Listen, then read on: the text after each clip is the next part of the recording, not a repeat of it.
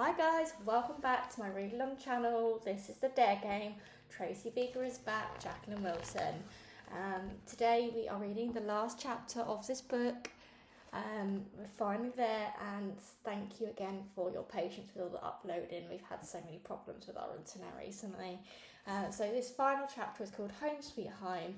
It's on page 233 until the very end. Let me check which is, sorry, I should have checked before, 245.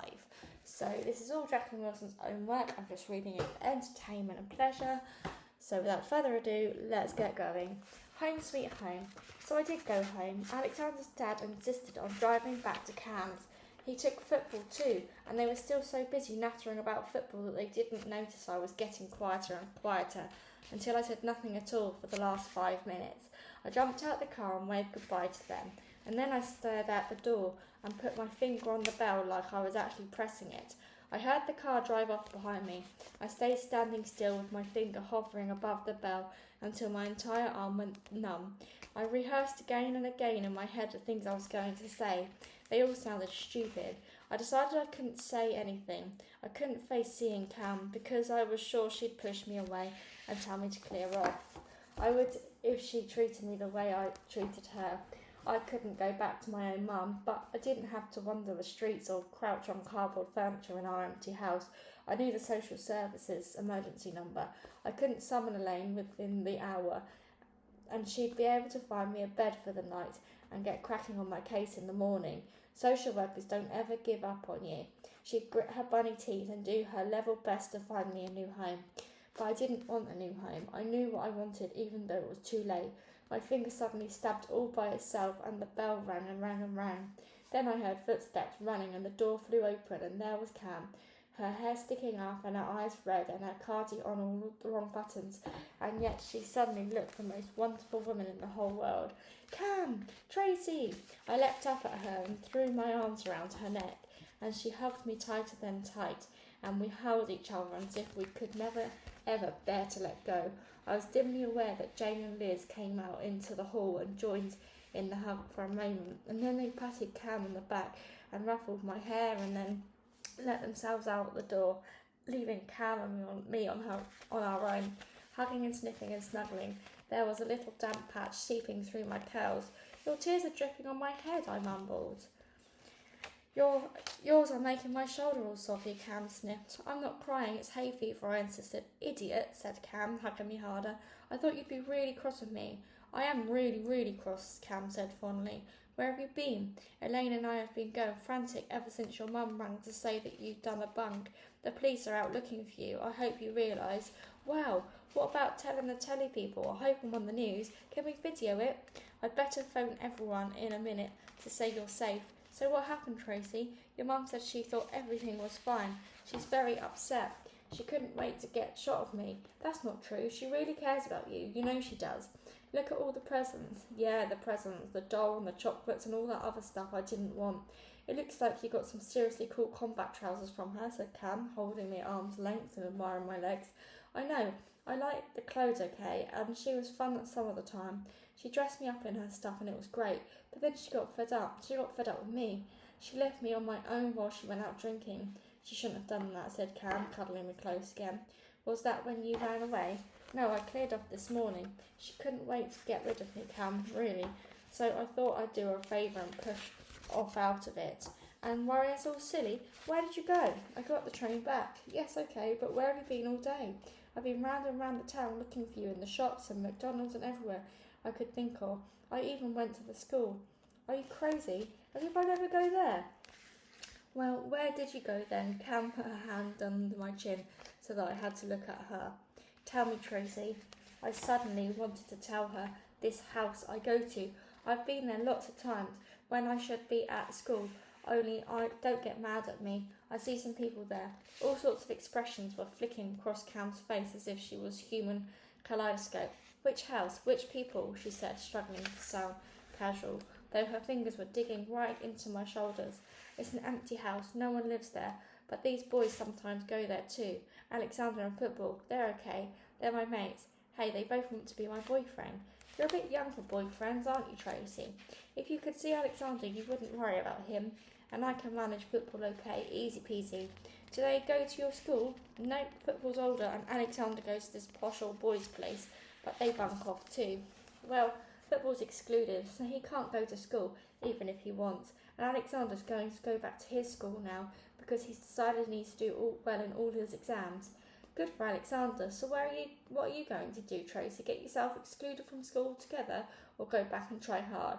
It's not like I've got a real choice. Alexander's an old brainy box, top of everything. You've got a brain box inside here too, you know, said Cam, gently tapping me on the top of my head with her fist. Oh, sure, said Mrs. Vomit Bagley, going to make me her little teacher's pet, and all the kids will want to be their best friend, I said sarcastically.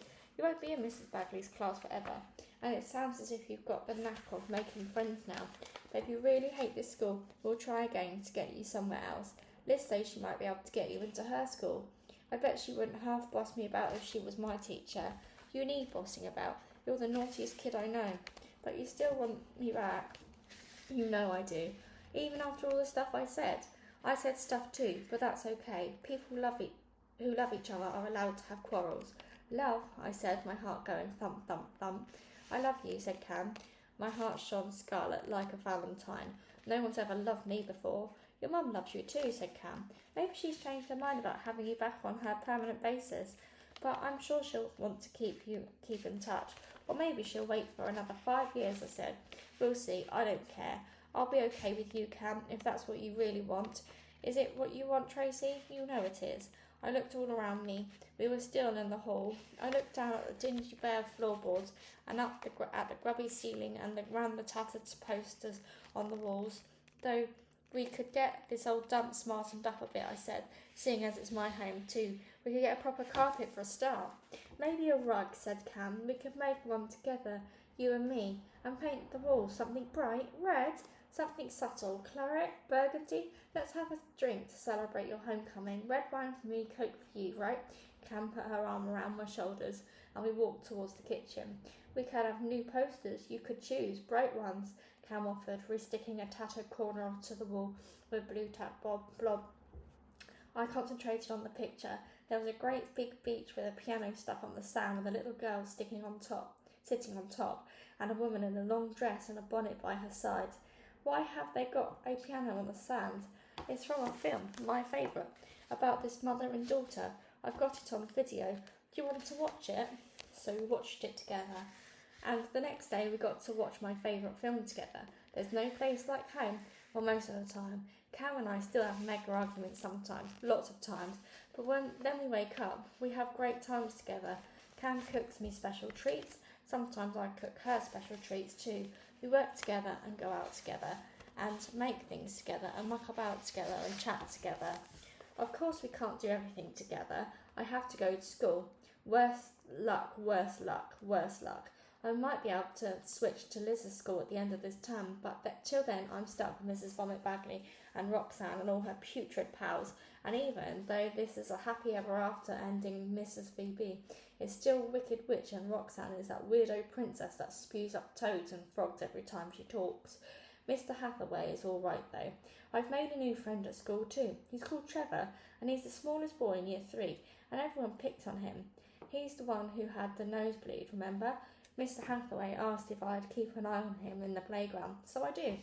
Nobody dares go near little Trev when I'm around. I think Trevor likes me, though he doesn't say much.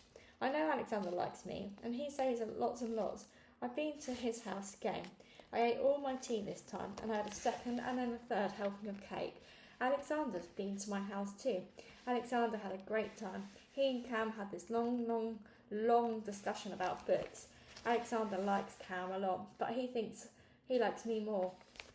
I think football likes me the most though. I don't go round to his house much, but he comes round to my house lots. We play football, surprise, surprise, out in the yard. Sometimes Cam plays too, and Jane and Liz. You'll never guess what. Jane is brilliant at football, even though she's so big. She's even better than Alexander's dad, even better than football himself, though he won't admit it. He's working on his game. Alexander's dad has got him into this club.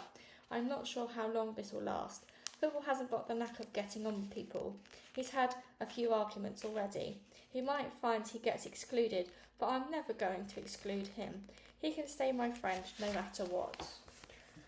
I think he'll still sometimes hang out at the empty house. Alexander doesn't go there anymore. I don't either, though I took Cam there once. I made it out it was my home and I showed her all around. Most of Alexander's cardboard furniture got broken up, and so the house looked a bit sad and empty and dirty. But I could make it look really great, I said, taking Cam by the hand, leading her around the living room. Maybe I could live in this house when I'm grown up, right? I'll have a chandelier and a ruby red carpet and a big squashy sofa and a telly as big as the wall. I'll stay up half the night watching telly and then sleep really late, and then I'll do a bit of work. I'll write these best-selling books, okay? And then I'll stop writing around 5 and have tea. I'll have a big birthday cake every single day. You'll get pretty tubby then, said Cam, poking me in the tummy. I won't eat it all by myself, I'll share it. I'll invite Alexander round. He can pop in between his brain surgery operations, and I want off football to come too, though he'd better not eat too much cake if he's in serious training. And guess who else I'll invite? I paused. Mrs. Vomit Bagley, said Cam. No chance. Elaine? Maybe, once in a while, for old time's sake. No, someone else, someone important. Your mum? If she'd come. I wouldn't bank on it, though. Come on, Cam, guess. I haven't got a clue, said Cam, but she was looking hopeful. You, I said, and we had a big hug. And then there's a picture of Cam and Tracy having a hug, and it says home is where the heart is, and that is the end of our book. So again, guys, thank you so much for listening. We've read another book in this channel. We're getting through them quite quickly. Thank you again for listening. Until the next time, guys, goodbye. Sorry about that.